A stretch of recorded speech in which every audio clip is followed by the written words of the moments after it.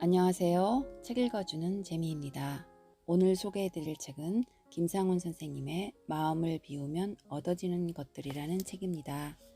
이 책은 총 4장으로 구성되어 있습니다.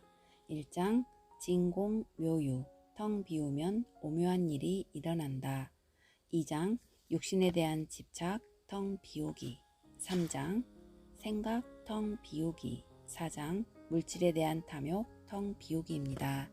이 중 여러분과 나누고 싶은 부분 몇 군데 읽어보도록 하겠습니다. 프롤로그. 텅 비우지 못하는 게 문제다. 그따위로 끼어드는 법이 어디 있어? 지방의 한 고속도로에서 벌어진 일이다. 40대 운전자 최 씨는 1차선에서 콧노래를 부르며 승용차를 몰고 있었다. 추석을 맞아 아내와 아들을 데리고 고향으로 내려가는 중이었다. 그런데 2차선에서 돌연 빨간 승합차가 갑작스럽게 끼어들기를 시도했다. 최 씨는 승합차가 끼어들지 못하도록 앞차와의 거리를 바싹 좁혔다. 1차선 진입을 시도하던 빨간 승합차의 강 씨도 화가 났다. 느림보 트럭을 추월하기 위해 끼어들려는 것인데 안 끼워주다니. 왜 안 끼워주는 거야? 강 씨는 여러 차례 시도 끝에 결국 끼어들기에 성공했다. 무시당했다고 생각한 최 씨는 얼른 2차선으로 빠져나와 강 씨 앞으로 끼어들기를 시도했다. 난 못 끼어들 줄 알아? 그러자 이번에는 강 씨가 필사적으로 막았다. 너도 아까 날 안 끼워줬지? 두 사람은 마치 자신의 목숨이 걸려있기라도 한 듯 한치도 물러서지 않았다. 약이 오를 대로 오른 최 씨는 과감한 고개 운전 끝에 끼어든 차를 급정거 해버렸다. 쾅! 순식간의 일이었다. 승용차와 승합차가 충돌하자마자 뒤따라오던 트럭도 승합차를 들이받았다. 이 3중 추돌 사고로 승합차에 타고 있던 3명이 그 자리에서 숨졌다. 승용차에 타고 있던 일가족 3명과 트럭 운전사도 중상을 입었다. 비극은 왜 일어났는가? 내가 무시당했다는 생각을 비워버리지 못한 탓이었다. 왜 비워버리지 못했을까? 생각이 바로 나라고 착각했기 때문이다. 생각을 나라고 착각하면 그 생각을 버리지 못한다. 나를 어떻게 버리냐? 우리는 별의별 것들을 내 것으로 착각한다. 화가 나도 그것을 내 것으로 착각해 머릿속에 집어넣고 살다가 화병을 만든다. 골치가 아파도 내 것으로 착각해 머릿속에 가둬놓고 만성 두통으로 키워낸다. 스트레스가 생겨도 내 것으로 착각해 꾹꾹 짓눌러 놓고서는 병을 자초한다. 욕심도 절망도 슬픔도 몽땅 머릿속에 집어넣고 다닌다. 그러다 보니 우리는 어느새 걸어다니는 화 덩어리, 고통 덩어리, 스트레스 덩어리, 절망 덩어리가 된다. 언젠가 나는 나 자신에게 이런 물음을 던져보았다. 내 안에 가득한 모든 쓸모없는 생각들을 싹 비워버리는 비밀은 없을까? 놀라운 사실을 발견했다. 내 안에 가득 쌓인 모든 것들은 쉽게 날아간다는 것이었다. 유일한 비밀은 이 모든 것들은 내 것이 아니다라는 사실을 진심으로 깨닫는 것이었다. 이 깨달음만으로 마음은 저절로 텅 비어버렸다. 내 안에 가득했던 화도 스트레스도 고통도 모조리 텅 비어버렸다. 나는 다음 의문을 던져보았다. 나를 텅 비워버리면 어떤 일들이 일어날까? 더욱 경이로운 사실을 발견했다. 나를 텅 비우면 나는 텅 빈 우주만큼 넓어진다는 것이다. 그러면서 나는 가득 차오른다. 무엇으로 차오른단 말인가? 우주에 가득한 것들로 차오른다. 생기가 필요할 땐 우주로부터 좋은 기운이 가득 차오른다. 아이디어가 필요할 땐 아이디어가 차오르고 힘이 필요할 땐 힘이 차오른다. 평화가 필요할 땐 평화가, 집중력이 필요할 땐 집중력이 차오른다. 내가 그토록 길을 쓰고 얻고자 하는 모든 것들이 거꾸로 마음을 텅 비워야만 저절로 흘러 들어오는 것이다. 놀랍지 않은가? 사실 이는 지난 수천 년간 고도의 정신 수행자들이 깨우쳐온 비전의 우주 원리다. 텅 비우면 오묘한 일이 일어난다는 진공묘유이다. 하지만 그건 오랜 정신적 수행을 해야만 가능한 일 아닌가? 이렇게 반문할지 모른다. 물론 과거엔 그랬다. 체험을 통해 깨달아야만 하니 오랜 세월과 고된 수행이 필요했다. 하지만 최첨단 과학은 많은 열쇠를 제시해주고 있다. 그 열쇠로 비밀의 문들을 하나하나 열어가다 보면 어느새 요술처럼 마음이 텅 비어버린다. 따라서 정말 던져야 할 질문은 바로 이거다. 텅 비우면 내게도 정말 오묘한 일들이 일어날까? 이 책에는 그 질문에 대한 답이 들어있다. 물론 답은 쉽게 나오지 않는다. 절대 짧지 않는 기간의 집중적인 취재, 명상, 체험을 거쳐야 했다. 불변의 진리 앞에 어떤 인간적 오류를 범하고 있지는 않은지 묻고 또 물어야 했다. 우리는 상상을 초월하는 어마어마한 착각 속에 살고 있다.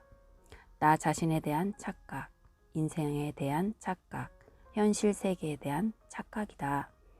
오감의 한계 속에 살고 있기 때문에 일어나는 착각들이다. 온갖 쓸모없는 생각들이 양산되는 근본적인 원인이다. 하지만 착각에서 깨어나는 순간 마음은 저절로 텅 비워지고 얽히설키 얽혔던 인생의 모든 문제들은 실타래가 풀리듯 저절로 풀리게 된다. 오감의 한계에서 벗어나는 것이다. 나는 원래 아무 울타리가 없다. 화도 없고 고통도 없고 스트레스도 없다. 아무 걸림돌도 없다. 원하는 바도 저절로 이루어진다. 울타리라는 내 생각이 둘러친 것이다. 내 안에는 내가 원하는 모든 게 들어있다. 병을 고치는 에너지, 기발한 아이디어, 모든 물음에 대한 해답들이 들어있다. 오감의 세계는 시 공간의 한계 속에 갇힌 세계다. 생각을 한 차원 높이면 이런 한계가 돌연 사라진다. 한 차원 높은 삶을 살게 되는 것이다.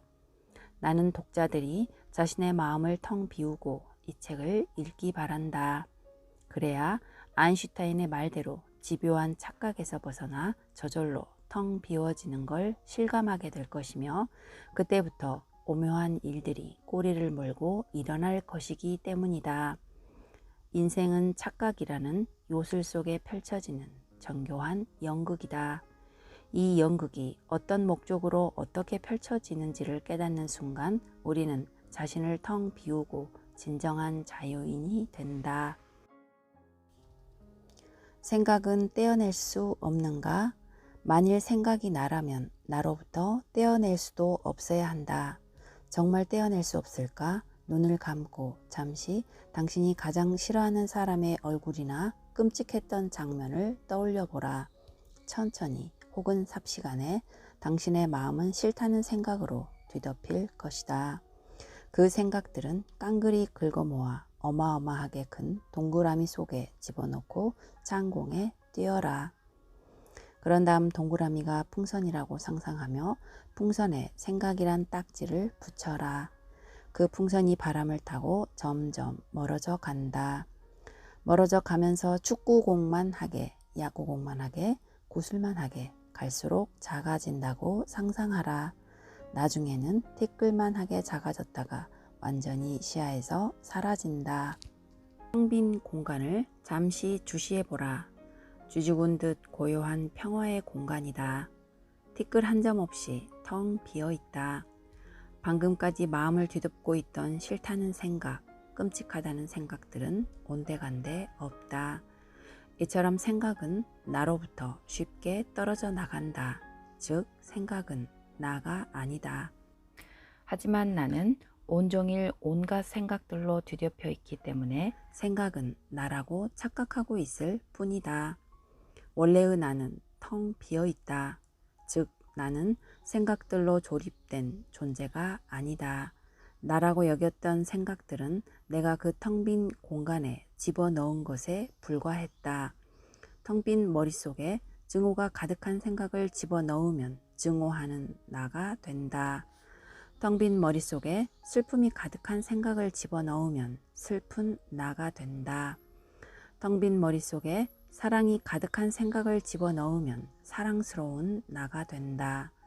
아인슈타인은 생각을 포함한 이 세상의 모든 것은 무한한 에너지가 응축된 무의 공간에서 탄생한 에너지 덩어리다 라고 말했다. 그의 학문적 후계자이자 세계적인 양자 물리학자인 런던 대학의 데이비드 본 박사도 생각은 아무것도 없는 무에서 피어오른다고 했다. 생각은 무에서 조금씩 피어오르면서 점점 덩치가 커진다. 그러면서 점점 마음의 표면을 완전히 덮어버린다. 그 생각이 사라지면 또 다른 생각이 떠오른다. 대부분 내가 원하지도 않는 생각들이다. 이렇게 피어오르는 생각은 하루 평균 5만 가지나 된다. 이처럼 마음이 온통 생각으로 뒤덮여 있으니 생각은 나라고 착각하는 게 당연하다. 마음에 가득한 생각들의 90% 이상은 부정적인 것들이다. 부정적 생각들을 품고 있으면 고통스럽다. 데이비드 본 박사는 모든 고통의 뿌리는 생각이다. 우리는 우리가 생각을 통제하고 있다고 생각하지만 사실은 생각이 우리를 통제한다라고 말했다. 우리가 생각의 통제를 당하고 사는 것은 표면에 떠오른 생각을 나라고 착각해 내 머릿속에 가둬놓기 때문이다. 가둬놓지 않고 그냥 내버려두면 생각은 무에서 피어올랐다가 다시 무의 공간으로 스스로 되돌아간다. 내 마음의 문턱을 마치 들숨과 날숨처럼 가뿐하게 드나든다. 생각은 나의 일부도 나의 소유물도 아니다. 우주에는 무수한 생각이 떠다닌다. 다만 눈에 보이지 않을 뿐이다. 눈에 보이지 않는 수많은 TV와 라디오 주파수들이 공중에 떠다니는 것과 마찬가지다. 내가 나쁜 생각에 주파수를 맞춰 증폭시키면 나쁜 생각이 내 머릿속에 가득하고 좋은 생각에 주파수를 맞춰 증폭시키면 좋은 생각이 가득하다. 이 무수한 생각은 인생이라는 연극을 위한 소품이다. 필요할 때 빌려 쓰고 나면 반드시 우주에 되돌려 주어야 한다. 되돌려 주는 데에는 어떤 특별한 노력도 필요하지 않다. 그저 머릿속에 가둬놓지 않으면 스스로 알아서 되돌아간다. 하지만 우리는 생각을 그냥 내버려 두지 못한다.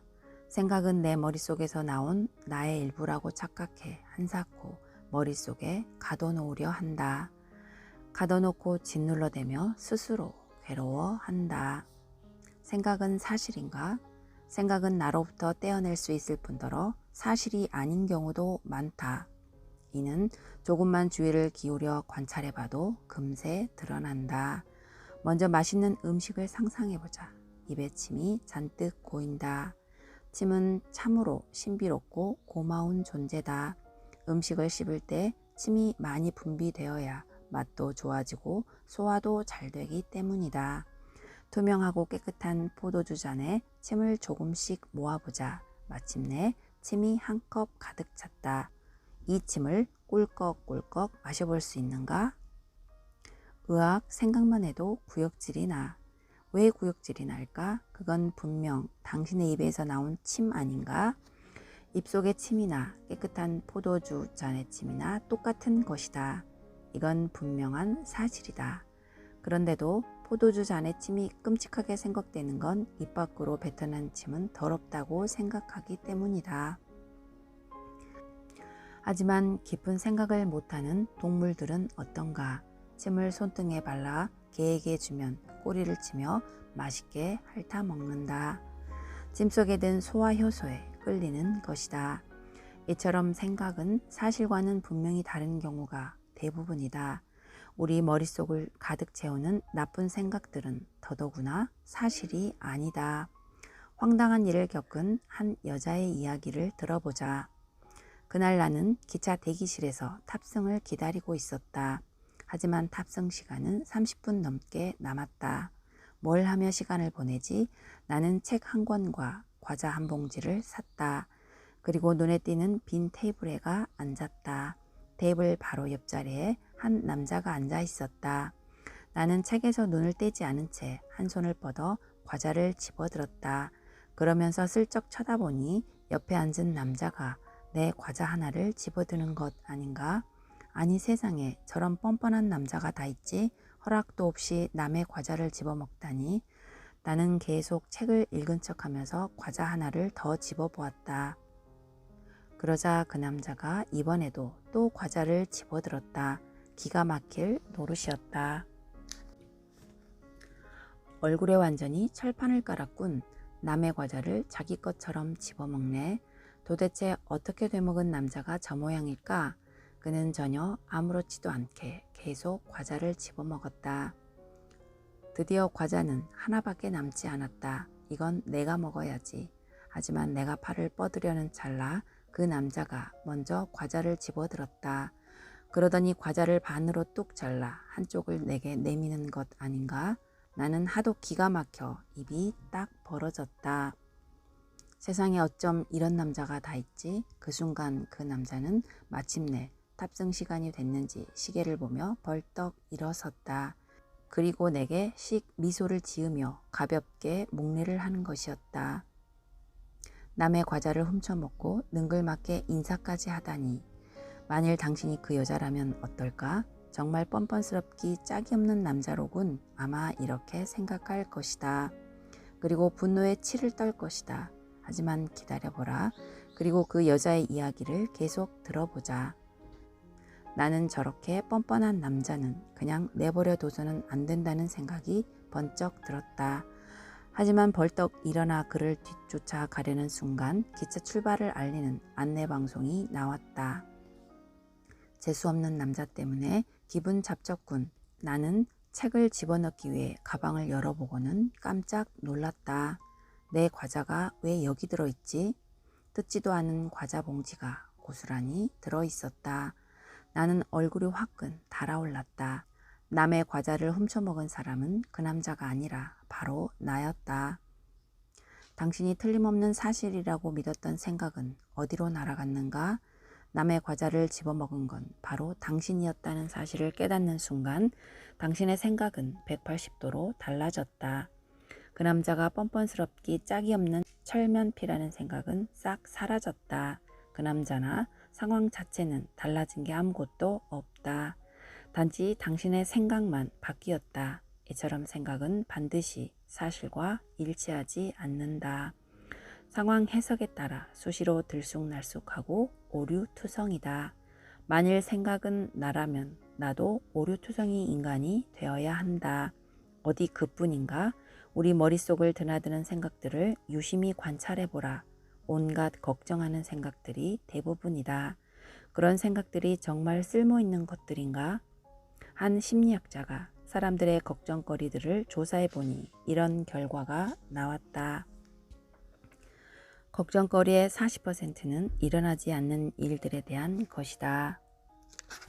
걱정거리의 30%는 이미 일어난 일들에 대한 것이다. 걱정거리의 22%는 지극히 사소한 일들에 대한 것이다. 걱정거리의 4%는 걱정한다고 바뀔 수 없는 일들에 대한 것이다. 걱정거리의 나머지 4%만 실제로 내가 변화시킬 수 있는 일들에 대한 것이다. 그런데 이 나머지 4%도 사실은 걱정이 필요 없다. 왜냐하면 걱정하지 않고 그냥 하면 되는 일들이기 때문이다.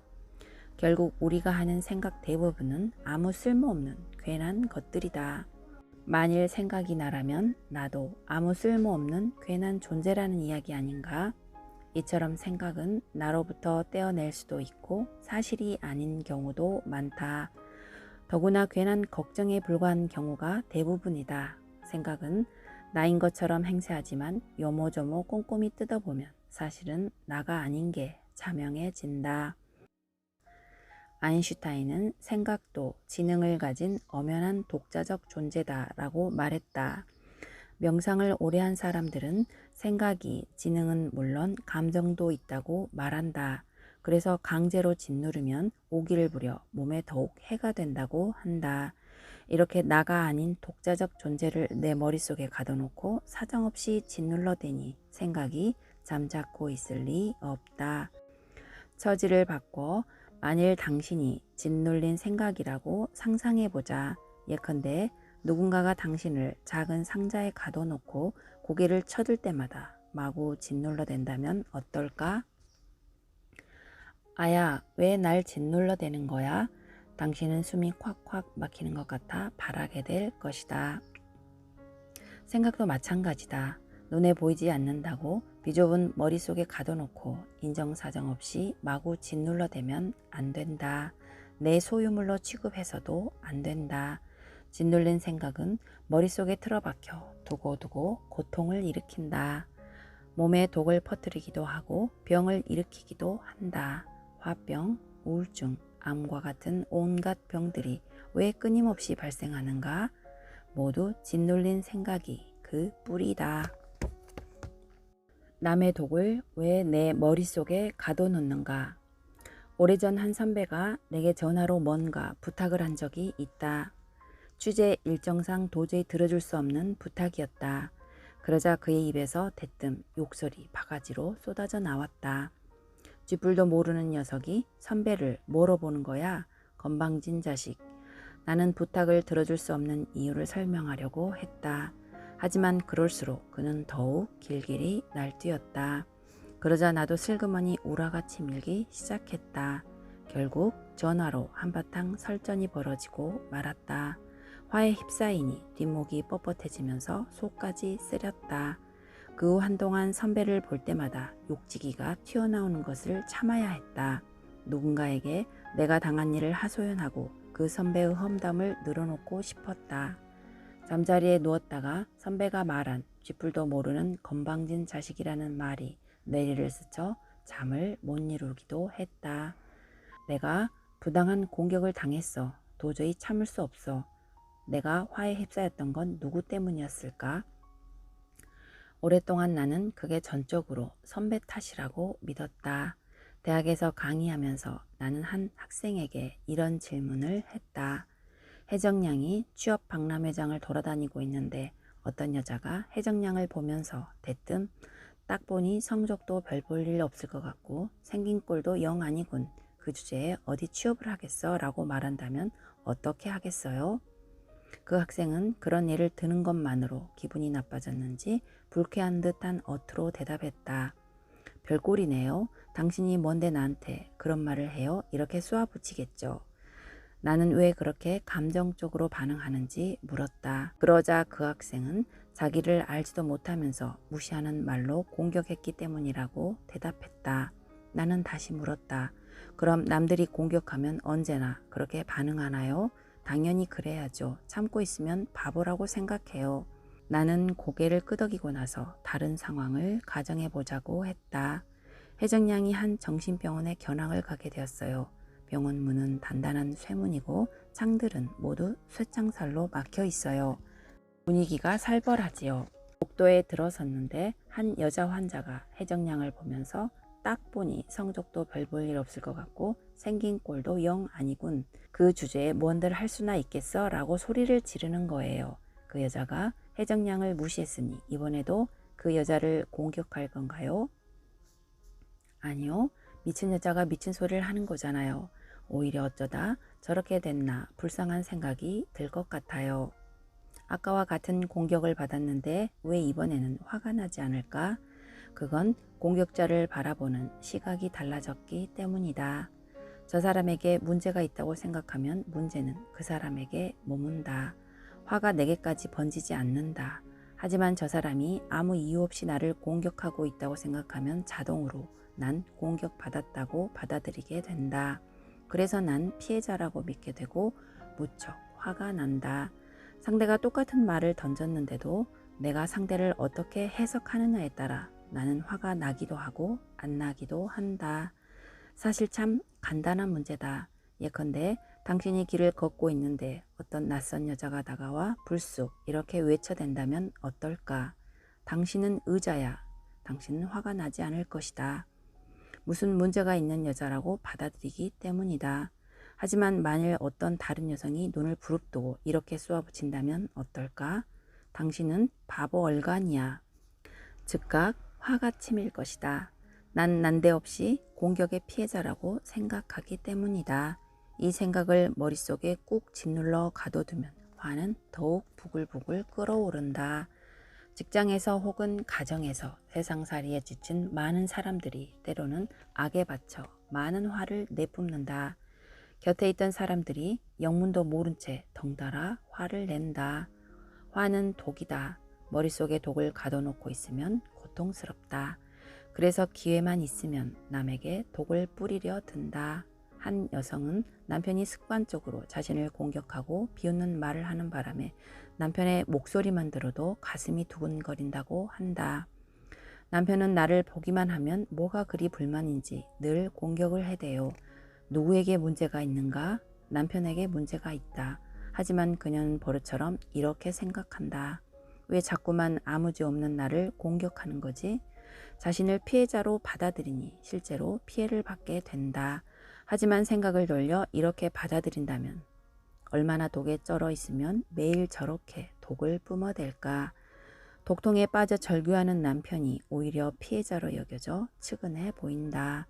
남이 내게 던지는 독을 받을 것인가 말 것인가, 그것은 전적으로 나의 선택이다. 왜냐하면 남이 내 머릿속에 뛰어들어 독을 집어넣을 수는 없기 때문이다. 만일 엉겁결에 남의 독이 이미 내 머릿속에 들어와 버렸다면 얼른 이렇게 되뇌어라. 독아, 나한테 날아왔니? 내 머리는 활짝 열려 있으니 우주로 되돌아가렴. 이렇게 되뇌면 날아왔던 독이 우주로 되돌아간다. 인생은 정말 꿈인가? 미립자는 누군가가 바라보지 않으면 눈에 보이지 않는 물결로 잠재해 있다. 즉, 텅 비어 있다. 그러다 누군가 바라보는 순간 돌연 눈에 보이는 알갱이로 모습을 나타내는 기막힌 요술을 부린다. 삼라만상이 이런 요술을 부리는 미립자로 만들어져 있기 때문에 당연히 만물의 원래 모습도 텅 빈 물결, 즉 무이다. 프린스턴 대학의 존 휠러 박사는 이렇게 말한다. 만물은 바라볼 때만 현실로 존재한다. 바라보지 않으면 현실로 모습을 드러내지 않는다. 우주가 존재하는 건 누군가가 우주를 바라보기 때문이다. 노벨 물리학상을 받은 닐스 보어도 모든 것은 가능성으로 잠재해 있다가 관찰자가 바라보는 순간 현실로 나타난다고 했다. 이 세상 모든 것이 사실은 텅 비어 있으면서 누군가가 바라볼 때만 현실처럼 눈에 보이는 요술 같은 허상이라는 것이다. 그래서 아인슈타인도 현실은 허상이다. 단지 대단히 끈덕진 허상일 뿐이다라고 말했다. 죽음 직전까지는 아무도 눈치채지 못하도록 만들어진 너무나 감쪽 같은 허상이라는 뜻이다. 캘리포니아 대학의 심리학자 찰스 타트는 우리는 가상현실 속에 살고 있다. 현실 세계는 가상현실이다라고 말했다. 세상은 우리가 바라볼 때만 현실처럼 눈에 보이다가 바라보지 않을 땐 요술처럼 사라진다.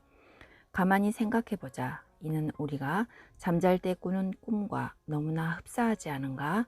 꿈속을 바라보는 동안 모든 것은 너무나 생생한 현실처럼 보인다.